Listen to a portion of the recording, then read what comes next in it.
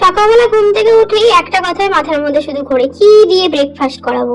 তো চলো তোমাদের সাথে আজকে একটা ব্রেকফাস্টের রেসিপি শেয়ার করে নিই। এটা কিন্তু তোমরা বাচ্চাদের টিফিনেও ঝটপট করে দিতে পারো, কোনো রকম ঝামেলা ছাড়াই। এখানে আমি আটা নিয়েছি, অনেকে ময়দাও নিতে পারে, তবে আটাটা বেস্ট বলেই আমার কাছে মনে হয়েছে। আর নিয়েছি একটা বড় চামচে 1 চামচ হচ্ছে গুড়। অনেকে চিনি ইউজ করে, কিন্তু আমি চিনিটা ইউজ করলাম না, কারণ চিনিটা স্বাস্থ্যের পক্ষে খুব একটা ভালো না।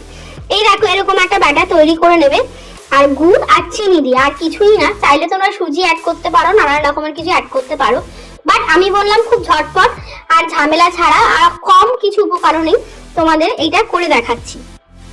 তারপরেই ব্যাস কড়াই গরম করে নাও। কড়াই গরম করে একটু তেল ব্রাশ করে নেবে কড়াইয়ে। তোমরা দেখতেই পাচ্ছ আমি লোহার কড়াইতে করছি। এইসব জিনিস লোহার কড়াই বা ফ্রাইং প্যানে করলে খুব ভালো হয়, তো আমি ভাবলাম আজকে লোহার কড়াইতে করে দেখি, তাই জন্য।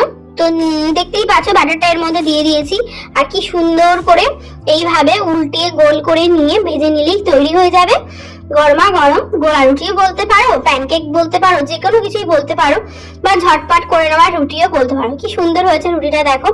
এইভাবে আমি সমস্ত রুটিগুলো এক এক করে ভেজে নিয়েছি, আর তারপর যে কোনো কিছুর সাথে খেতে পারো, চাইলে তোমরা শুধুও খেতে পারো। তো আমি এখানে একটু ভাজা আর একটু পেঁয়াজ লঙ্কা স্যালাড নিয়েছিলাম।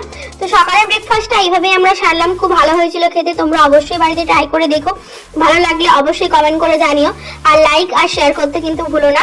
চলে যাচ্ছি আজকের মতো এইখানেই, টাটা বাই বাই, সবাই ভালো থেকো, সুস্থ থেকো। আবার হাজির হবো কোনো একটা নতুন ভিডিও নিয়ে, ততক্ষণ পর্যন্ত তোমরা খুব ভালো থেকো, বাই বাই।